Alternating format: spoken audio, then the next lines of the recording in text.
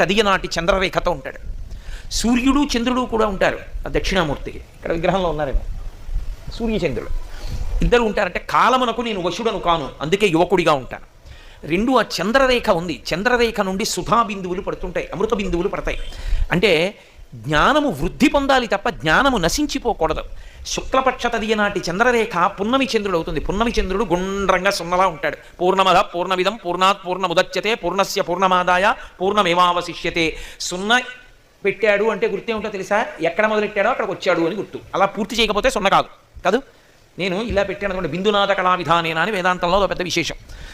ఇలా పెట్టి చుక్క ఇలా తిప్పి మళ్ళీ ఈ చుక్క దగ్గరికి వచ్చేసాను అనుకోండి, సున్న అయిపోయింది. అంటే ఎక్కడ బయలుదేరానో అక్కడికి వచ్చేసాను, అందులో కలిసిపోయాను. ఇప్పుడు నేను ఎక్కడున్నాను మీరు చెప్పలేరు, ఎక్కడ బయలుదేరానో అందులోకి వెళ్ళిపోయాను నేను. అది పూర్ణత్వం, పూర్ణము అంటారు. అందుకే శుభకార్యాలు జరిగితే పూర్ణం పెట్టిన బూరి అంటారు. పూర్ణం పెట్టిన